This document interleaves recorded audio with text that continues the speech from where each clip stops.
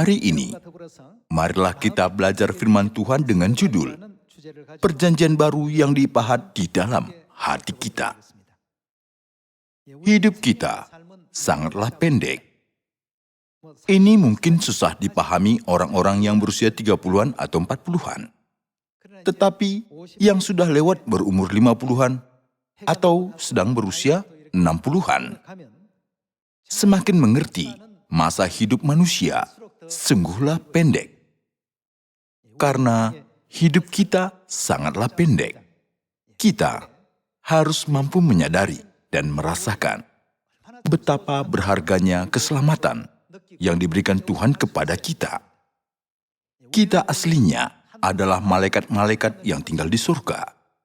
Tetapi kita telah berbuat dosa di surga lalu diusir ke atas bumi ini. Sekarang kita hidup di dalam kota perlindungan untuk sementara waktu. Seperti hidup orang asing, inilah kenyataan hidup kita sekarang. Kalau kita terus tinggal di bumi ini, dalam status sebagai pendosa surgawi yang sudah diusir, masa depan kita pasti akan gelap dan tidak ada harapan apapun. Alkitab telah menyadarkan kita tentang hal ini. Jika kamu terus hidup seperti sekarang, kamu akan dicampakkan ke dalam dapur api dan disiksa di dalam untuk selama-lamanya. Itulah sebabnya Kristus telah datang ke bumi ini.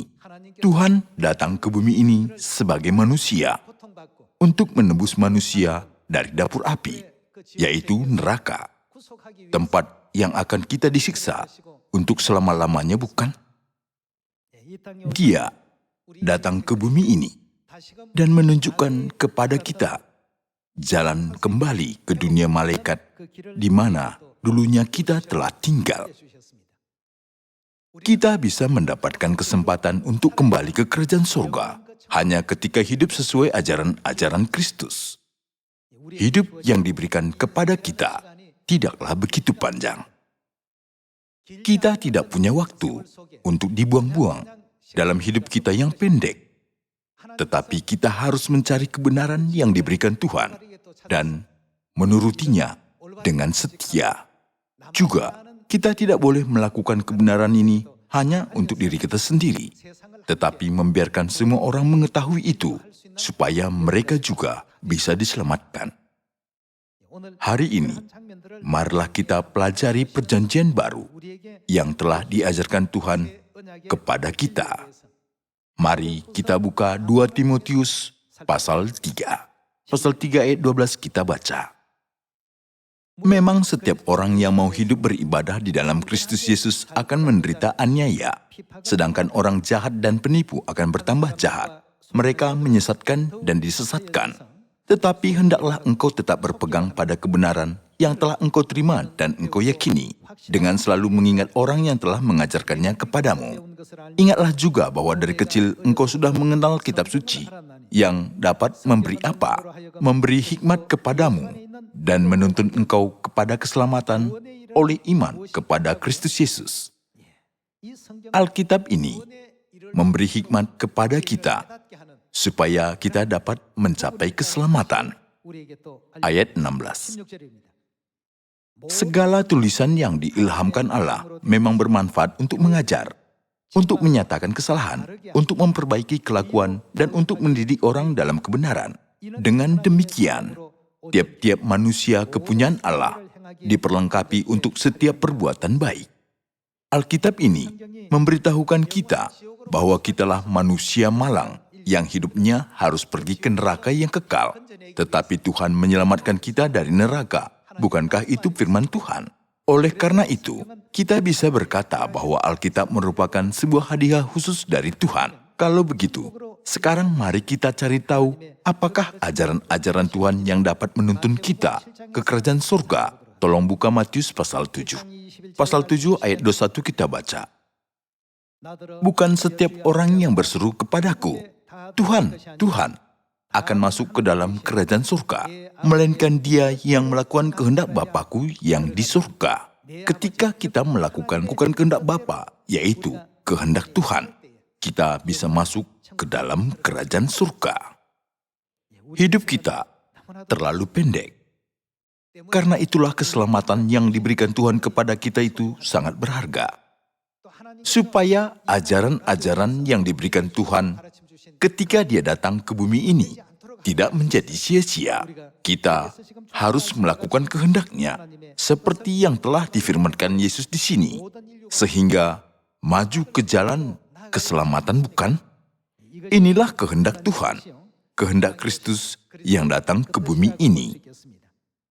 Kalau begitu, Tuhan menetapkan aturan untuk keselamatan, hukum keselamatan, dan kita menyebutnya itu hukum Tuhan. Tak seorang pun bisa mencapai keselamatan dan ke kerajaan surga tanpa mengikuti hukum Tuhan. Makanya Tuhan telah memberikan Alkitab untuk menyelamatkan manusia dan telah menunjukkan kepada kita jalan untuk kita menuruti hukum-Nya yang di dalam Alkitab. Hari ini, mari kita bersama mencari tahu jalan itu. Tolong buka Roma pasal 8. Pasal 8 ayat 1 kita baca. Demikianlah, sekarang tidak ada penghukuman bagi mereka yang ada di dalam Kristus Yesus. Roh yang memberi hidup telah memerdekakan kamu dalam Kristus dari hukum dosa dan hukum maut. Dalam Alkitab terjemahan lama tertulis hukum roh yang mengaruniakan hidup di dalam Kristus. Siapakah roh itu menurut Tritunggal? Jadi, hukum roh itu adalah hukum Tuhan. Hukum Tuhan memerdekakan kita yang terikat hukum dosa dan hukum kematian. Jadi, seberapa pentingnyakkah hukum Tuhan itu? Tuhan tidak memberikan hukumnya kepada kita tanpa alasan. Dia telah memberikannya untuk apa? Supaya memerdekakan kita dari dosa dan maut. Hukum yang diberikan untuk menyelamatkan dan memerdekakan kita adalah hukum roh, yaitu hukum Tuhan. Jika begitu, apa yang harus kita lakukan terhadap hukum itu? Kita harus melakukannya dan menurutinya, bukan? Alkitab menyebutkan apa tentang hukum tersebut? Hukum tersebut yang harus kita lakukan adalah hukum perjanjian baru. Mari kita pastikan itu melalui Yeremia, pasal 31 ayat 31 kita baca. Sesungguhnya akan datang waktunya, demikianlah firman Tuhan, aku akan mengadakan apa? Mengadakan perjanjian baru dengan kaum Israel dan kaum Yehuda. Tuhan telah berkata bahwa Dia akan mengadakan perjanjian baru dengan kaum Israel dan kaum Yehuda pada waktunya. Ayat 32 kita baca, bukan seperti perjanjian yang telah kuadakan dengan nenek moyang mereka pada waktu aku memegang tangan mereka untuk membawa mereka keluar dari tanah Mesir. Perjanjianku itu telah mereka ingkari, meskipun aku menjadi Tuhan yang berkuasa atas mereka, demikianlah firman Tuhan. Tetapi beginilah perjanjian yang kuadakan dengan kaum Israel sesudah waktu itu. Demikianlah firman Tuhan. Aku akan menaruh Tauratku dalam batin mereka. Tauratku di sini menunjukkan apa di dalam ayat 31. Aku akan menaruh perjanjian baru dalam batin mereka dan menuliskannya dalam hati mereka. Maka aku akan menjadi Allah mereka dan mereka akan menjadi umatku. Ayat 34 kita baca. Dan tidak usah lagi orang mengajar sesamanya atau mengajar saudaranya dengan mengatakan, kenallah Tuhan, sebab mereka semua besar kecil akan mengenal aku. Demikianlah firman Tuhan, sebab aku akan mengampuni kesalahan mereka dan tidak lagi mengingat dosa mereka. Tuhan telah bernubuat melalui hukum perjanjian baru ini, aku akan membebaskan kamu dari hukum dosa dan hukum kematian, dan aku akan menyelamatkan kamu. Di dalam ayat 34 juga tertulis, Tuhan tidak mengingat dosa kita lagi. Untuk itu, perjanjian apakah yang harus kita lakukan? Ketika kita melakukan perjanjian baru dan tinggal di dalamnya, Tuhan akan menghapuskan semua dosa-dosa dan kesalahan-kesalahan yang telah kita perbuat di dalam kerajaan surga. Semua dosa-dosa kita yang telah membuat kita harus menjadi manusia dan tinggal di atas bumi ini. Karena hukum itu adalah hukum perjanjian baru. Tuhan terus-menerus berkata kepada kita bahwa hukum perjanjian ini harus dilakukan, bukan? Dan di manakah Tuhan menaruh hukum itu? Aku akan menaruh hukumku dalam batin mereka yang melakukan perjanjian baru. Dan menuliskannya di mana? Di dalam hati mereka. Hukum perjanjian baru bukanlah hukum yang dituliskan pada loh batu, tetapi di mana? Itu adalah hukum yang dituliskan di dalam hati kita. Mari kita baca 2 Korintus pasal 3 ayat 3. Karena telah ternyata bahwa kamu adalah surat Kristus yang ditulis oleh pelayanan kami, ditulis bukan dengan tinta tetapi dengan roh dari Allah yang hidup, bukan pada loh-loh batu, melainkan pada loh-loh daging, yaitu di dalam hati manusia. Demikianlah besarnya keyakinan kami kepada Allah oleh Kristus. Dengan diri kami sendiri kami tidak sanggup untuk memperhitungkan sesuatu seolah-olah pekerjaan kami sendiri. Tidak, kesanggupan kami adalah pekerjaan Allah. Ialah membuat kami juga sanggup menjadi pelayan-pelayan dari suatu perjanjian baru yang tidak terdiri dari hukum yang tertulis, tetapi dari roh, sebab hukum yang tertulis mematikan, tetapi roh menghidupkan. Pelayanan yang memimpin kepada kematian terukir dengan huruf pada loh batu. Namun demikian kemuliaan Allah menyertainya waktu ia diberikan. Sebab sekalipun pudar juga, cahaya muka Musa begitu cemerlang, sehingga mata orang-orang Israel tidak tahan menatapnya. Jika pelayanan itu datang dengan kemuliaan yang demikian, betapa lebih besarnya lagi kemuliaan yang menyertai pelayanan roh. Sebab jika pelayanan yang memimpin kepada penghukuman itu mulia, betapa mulianya lagi pelayanan yang memimpin kepada pembenaran. Sebenarnya apa yang dahulu dianggap mulia, jika dibandingkan dengan kemuliaan yang mengatasi segala sesuatu ini, sama sekali tidak mempunyai arti. Sebab jika yang pudar itu disertai dengan kemuliaan, betapa lebihnya lagi yang tidak pudar itu disertai kemuliaan. Di sini dijelaskan tentang perjanjian baru. Tuhan telah menaruh perjanjian baru dalam batin orang-orang yang menerima perjanjian baru. Jadi di sini dikatakan bahwa itu bukanlah yang terukir pada loh-loh batu, melainkan di dalam hati kita. Menurut nubuat dari Yeremia pasal 31, Tuhan akan menaruh Tauratnya di dalam batin kita dan menuliskannya di dalam hati kita. Ketika kita mengetahui apakah perjanjian baru itu dan menyadarinya, kita semua bisa pergi ke dunia demi pengampunan dosa yang benar, bukan? Semua gereja-gereja berkata, kita bisa diselamatkan dengan percaya darah Kristus yang telah ditumpahkan di atas salib. Tetapi mereka tidak menjelaskan dengan jelas apa yang harus kita percayai, bagaimana dan seberapa banyak kita harus percaya untuk diselamatkan. Mereka hanya berkata, kita bisa diselamatkan jika kita hanya percaya. Ketika orang-orang yang kurang percaya ditanyakan, apakah Anda percaya kepada Yesus? Mereka menjawab, ya, aku percaya. Itulah sebabnya di Matius pasal 7, Yesus telah berkata bahwa setelah kita percaya, berikutnya apa? Berikutnya lakukan. Hanya siapa yang bisa masuk ke dalam kerajaan surga? Orang yang melakukan kehendak Tuhan.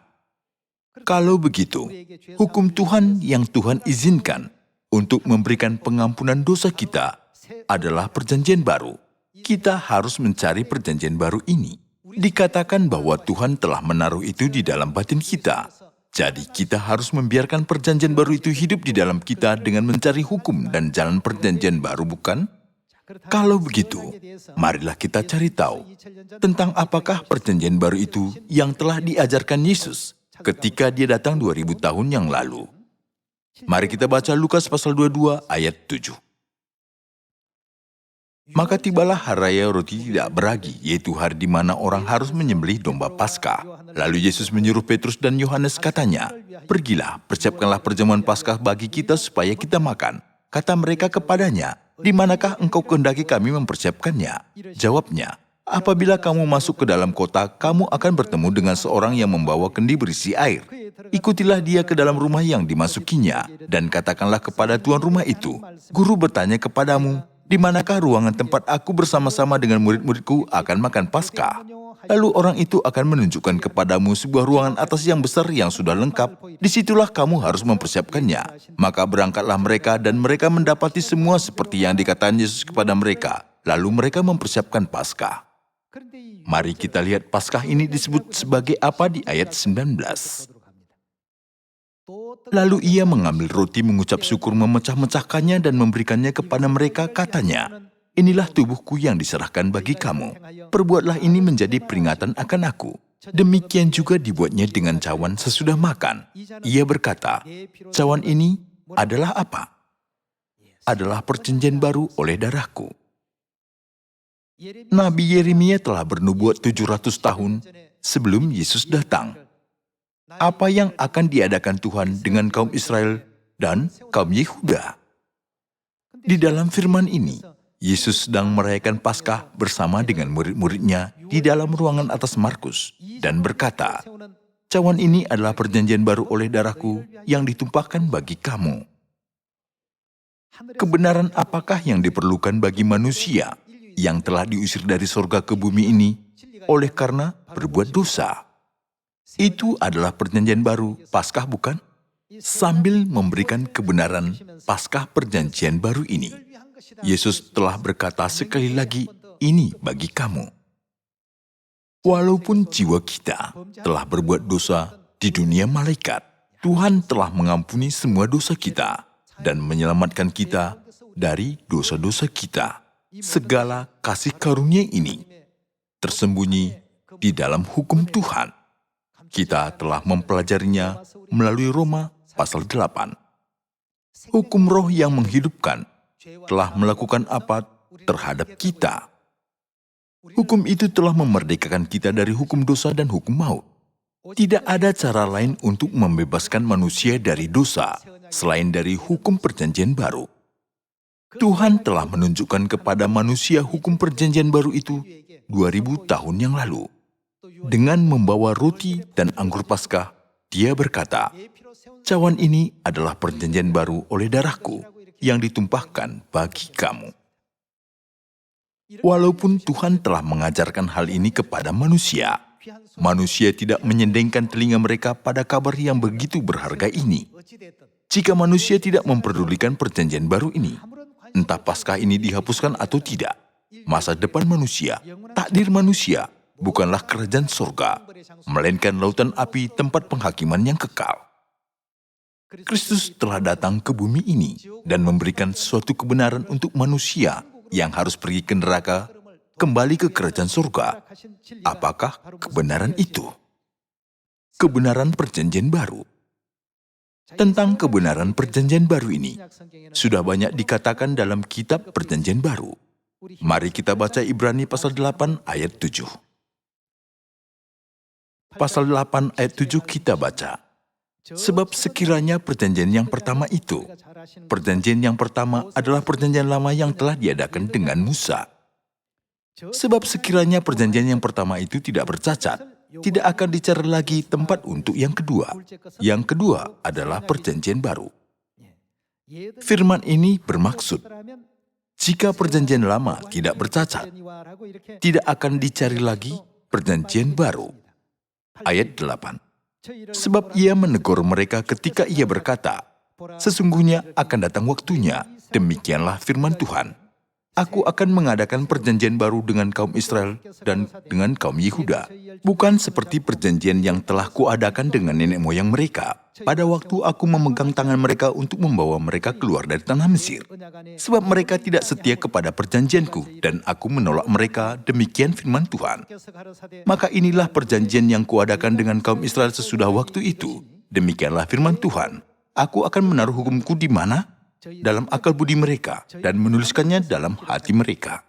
Oleh karena itu, perjanjian baru bukanlah perjanjian yang terukir pada loh-loh batu, melainkan di dalam hati kita. Maka aku akan menjadi Allah mereka dan mereka akan menjadi umatku. Dan mereka tidak akan mengajar lagi sesama warganya atau sesama saudaranya dengan mengatakan, "Kenallah Tuhan," sebab mereka semua besar kecil akan mengenal aku. Sebab aku akan menaruh belas kasihan terhadap kesalahan mereka dan tidak lagi mengingat dosa-dosa mereka. Oleh karena ia berkata-kata tentang perjanjian yang baru, ia menyatakan yang pertama sebagai perjanjian yang telah menjadi tua, dan apa yang telah menjadi tua dan usang telah dekat kepada kemusnahannya. Di ayat 12, firman Tuhan, "Sebab aku menaruh belas kasihan terhadap kesalahan mereka dan tidak lagi mengingat dosa-dosa mereka." Jadi, manusia harus bertobat dan kembali kepada perjanjian baru untuk diselamatkan. Manusia harus kembali kepada hukum Tuhan dan berjalan ke jalan kerajaan surga yang dibuka oleh Tuhan.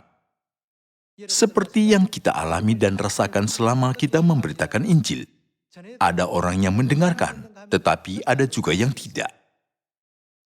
Ada orang yang menganggap hidup di atas bumilah segalanya. Untuk apa aku lahir? Untuk apa aku harus hidup? Bagaimana masa depanku? Ya sudahlah, kalau mati semuanya selesai. Itu salah. Itu pikiran yang sungguh-sungguh salah. Setelah kematian, dunia yang lain menunggu kita. Kita harus mempersiapkan diri. Tuhan telah berkata, orang-orang yang mempersiapkan diri untuk kerajaan surga harus melakukan perjanjian baru dengan kesungguhan hati. Berbicara kebenaran tentang perjanjian baru ini. Zaman dahulu, seorang nabi yang tua tinggal di Betel. Seorang nabi Tuhan menerima perintah Tuhan dan pergi ke Samaria untuk menyampaikan kehendak Tuhan kepada raja dan bangsa.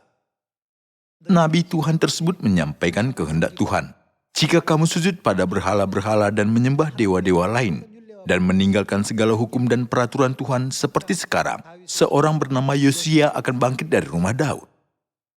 Semua penyembah berhala-berhala akan mengalami hal-hal yang mengerikan. Nabi Tuhan memberitakan pesan ini. Ketika dia masih di perjalanan untuk menyampaikan pesan ini, Tuhan berkata kepadanya, "Jangan makan roti atau minum air dan jangan kembali melalui jalan yang telah kau tempuh itu setelah menyampaikan kehendakku." Di tengah jalan pulang, dia bertemu seorang nabi yang tua dari Betel dan berkata kepadanya, "Tuhan mengutus malaikat-malaikatnya kepadaku dan menyuruh untuk aku melayani kamu." Dia ditipu oleh nabi yang tua itu. Lalu pada akhirnya dia dibunuh. Setelah dia dibunuh, nabi yang tua dari Betel itu mengambil mayatnya dan menguburkannya dalam kuburannya. Dan dia berkata kepada anak-anaknya, "Segalanya akan terjadi seperti yang dikatakan nabi Tuhan ini. Jadi, kuburkanlah aku di samping nabi Tuhan ini setelah aku mati." Dia meminta pada anak-anaknya. Seperti yang dikatakan nabi Tuhan itu, Yosia menjadi raja. Dia melenyapkan semua penyembah berhala dan menghapuskan semua berhala. Dia menggali semua tulang-tulang orang-orang yang menyembah berhala dan membuangnya. Namun dia melarang menyentuh kuburan nabi yang tua dari Betel itu. Kuburannya terlindungi karena nabi yang tua dari Betel itu telah menguburkan mayat nabi Tuhan di dalam kuburnya. Ketika Raja Yosia melihat kuburan itu dan bertanya, "Ini kuburan milik siapa? Ini kuburan seorang nabi Tuhan. Kalau begitu, jagalah kuburan ini dengan aman." Dengan demikian, nabi yang tua tersebut juga dapat terlindungi pada akhirnya. Melalui apa yang terjadi dari seorang nabi dari Betel, Tuhan menyadarkan kita bahwa kita juga bisa terlindungi ketika tubuh kita menjadi satu dengan tubuh Yesus. Itu adalah perjanjian baru. Mereka yang makan daging anak manusia dan minum darahnya akan mempunyai hidup yang kekal dan akan dibangkitkan oleh Tuhan pada akhir zaman. Tuhan telah memberikan kepada kita ajaran yang begitu berharga ini. Mari kita lihat peristiwa ini di dalam 1 Raja-Raja. Tuhan telah membuat contoh ini pada waktu perjanjian lama untuk memerdekakan kita dari hukuman maut. Mari kita baca 1 Raja-Raja pasal 13 ayat 1. Sedang Yerobeam berdiri di atas mezbah itu sambil membakar korban. Maka atas perintah Tuhan datanglah seorang abdi Allah dari Yehuda ke Betel. Lalu atas perintah Tuhan berserulah orang itu terhadap mezbah itu. Katanya, hai mezbah, Beginilah firman Tuhan, bahwasanya seorang anak akan lahir pada keluarga Daud, Yosia namanya. Ia akan menyembelih di atasmu imam-imam bukit pengorbanan yang membakar korban di atasmu. Juga tulang-tulang manusia akan dibakar di atasmu.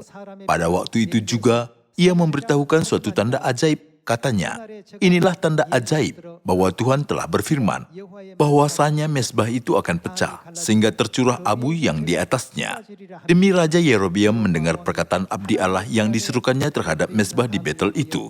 Ia mengulurkan tangannya dari atas mezbah dan berkata, tangkaplah dia. Tetapi tangan yang diulurkannya terhadap orang itu menjadi kejang, sehingga tidak dapat ditariknya kembali. Mezbah itu pun pecahlah, sehingga abu yang di atasnya tercurah, sesuai dengan tanda ajaib yang diberitahukan abdi Allah itu atas perintah Tuhan.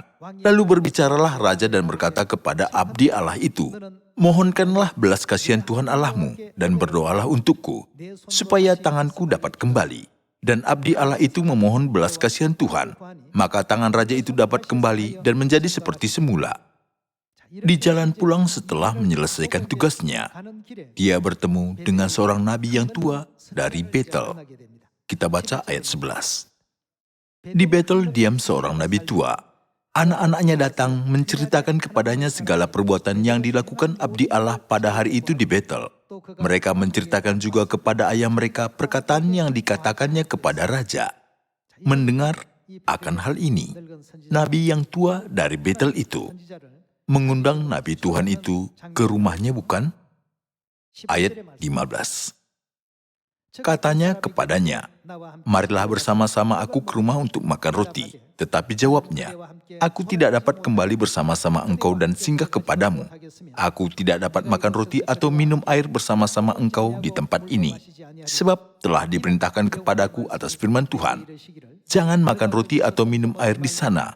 Jangan berjalan pulang melalui jalan yang telah kau ambil itu. Lalu jawabnya kepadanya, aku pun seorang nabi juga seperti engkau. Dan atas perintah Tuhan, seorang malaikat telah berkata kepadaku, bahwa dia pulang bersama-sama engkau ke rumahmu, supaya ia makan roti dan minum air, tetapi ia berbohong kepadanya.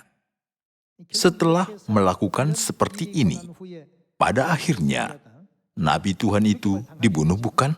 Mari kita lihat apa yang terjadi setelah dia mati. Ayat 29.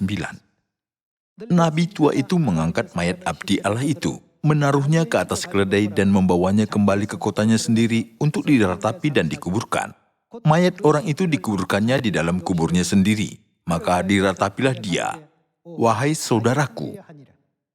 Setelah ia menguburkannya, ia berkata kepada anak-anaknya, kalau aku mati, kuburkanlah aku dalam kubur ini bersama dengan abdi Allah itu. Dan taruhlah tulang-tulangku di sisi tulang-tulangnya. Sebab perkataan yang atas perintah Tuhan telah diserukannya terhadap mezbah yang di Betel itu, dan terhadap segala kuil di bukit-bukit pengorbanan yang di kota-kota Samaria akan betul-betul terjadi. Karena nabi tua dari Betel itu telah tahu segala hal yang akan terjadi, dia menyuruh anak-anaknya untuk menguburkannya dalam kubur ini bersama dengan abdi Tuhan yang telah mati itu. Pada masa Raja Yosia, kejadian ini tetap terjadi. Mari kita baca 2 Raja-Raja pasal 23 ayat 15. Juga mezbah yang ada di Betel, bukit pengorbanan yang dibuat oleh Yerobeam bin Nebat yang mengakibatkan orang Israel berdosa. Mezbah dan bukit pengorbanan itu pun dirobohkannya dan batu-batunya dipecahkannya, lalu ditumbuknya halus-halus menjadi abu dan dibakarnyalah tiang berhala. Dan ketika Yosia berpaling, dilihatnyalah kuburan-kuburan yang ada di gunung di sana, lalu menyuruh orang mengambil tulang-tulang dari kuburan-kuburan itu, membakarnya di atas mezbah dan menajiskannya, sesuai dengan firman Tuhan yang telah disuruhkan oleh abdi Allah yang telah menyerukan hal-hal ini. Ia berkata, apakah tanda keramat yang kulihat ini? Lalu orang-orang di kota itu menjawab dia, itulah kuburan abdi Allah yang sudah datang dari Yehuda dan yang telah menyerukan segala hal yang telah kau lakukan terhadap mezbah Betel ini. Lalu katanya, biarkanlah itu, janganlah ada orang yang menjamah tulang-tulangnya. Jadi mereka tidak mengganggu tulang-tulangnya dan tulang-tulang nabi yang telah datang dari Samaria itu. Juga segala kuil di bukit-bukit pengorbanan yang di kota-kota Samaria yang dibuat oleh raja-raja Israel untuk menimbulkan sakit hati Tuhan, dijauhkan oleh Yosia, dan dalam hal ini ia bertindak tepat seperti tindakannya di Betel. Nabi yang tua dari Betel itu telah tahu segalanya akan terjadi seperti yang telah dikatakan oleh abdi Tuhan itu. semua penyembahan berhala akan dihancurkan karena nabi tua yang dari Betel itu tahu bahwa akan terjadi sesuai nubuat itu. Kuburkanlah aku bersama di dalam kuburan abdi Tuhan itu setelah aku mati. Karena itu, kuburannya dapat terlindungi dengan aman. Ini adalah suatu kasus. Seseorang menjaga tubuhnya melalui tubuh seorang nabi yang mati. Tuhan telah memberi kita contoh yang sangat penting tentang bagaimana membuat tubuh kita dilindungi oleh tubuh Kristus. Dia menyadarkan kita melalui sebuah peristiwa di Betel. Kebenaran mengenai hal ini tertulis di dalam Yohanes pasal 6, ayat 53. Maka kata Yesus kepada mereka, "Aku berkata kepadamu, sesungguhnya jikalau kamu tidak makan daging anak manusia dan minum darahnya, kamu tidak mempunyai hidup di dalam dirimu. Barang siapa makan dagingku dan minum darahku, ia mempunyai apa? Ia mempunyai hidup yang kekal. Dan aku akan membangkitkan dia pada akhir zaman. Sebab dagingku adalah benar-benar makanan dan darahku adalah benar-benar minuman. Barang siapa makan dagingku dan minum darahku, ia tinggal di dalam aku dan aku di dalam dia." Orang-orang yang makan daging Yesus dan minum darahnya, ia tinggal di dalam aku dan aku di dalam dia. Jika kita terus berada dalam keadaan itu, kita tidak akan mengalami kematian untuk selama-lamanya. Yesus telah menjanjikan hidup yang kekal kepada kita dengan membuat perjanjian. Apakah perjanjian itu? Perjanjian baru. Kita baca lagi ayat 56. Barang siapa makan dagingku dan minum darahku, ia tinggal di dalam aku dan aku di dalam dia. Sama seperti Bapa yang hidup mengutus aku dan aku hidup oleh Bapa. Demikian juga barang siapa yang memakan aku, ia akan hidup oleh aku.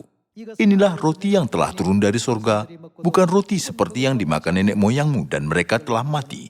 Barang siapa makan roti ini, ia akan hidup selama-lamanya. Tuhan telah menaruh segala cara untuk memberi pengampunan dosa dan hidup yang kekal di dalam kebenaran perjanjian baru. Yesus memberikan perjanjian baru yang disebut di dalam Lukas pasal 22 untuk kita makan daging anak manusia dan minum darahnya melalui Paskah, bukan? Kita diam di dalam perjanjian baru. Itu sungguh-sungguh sukacita yang besar. Tuhan telah berjanji untuk kita menerima pengampunan dosa yang telah kita perbuat di surga. Hukum perjanjian baru adalah hukum Tuhan yang sungguh-sungguh memerdekakan kita dari hukum dosa dan hukum maut. Kita perlu memahatkan hal ini dalam batin kita sekali lagi. Mari kita panjatkan ucapan syukur, kemuliaan dan pujian yang kekal ke hadirat Tuhan Elohim, Tuhan Bapa dan Tuhan Ibu, yang telah menuntun kita kepada perjanjian baru. Kitab suci yang dapat memberi hikmat kepadamu dan menuntun kamu kepada keselamatan. Seperti yang telah kita pelajari dari Alkitab, kita harus melakukan perjanjian baru, bukan? Memelihara perjanjian baru dengan karunia dan menuntun umat manusia ke keselamatan sampai Tuhan datang. Saya harap bahwa Anda semua menjadi pekerja-pekerja besar dari perjanjian baru, pekerja-pekerja Injil. Saya menutup khotbah ini, terima kasih.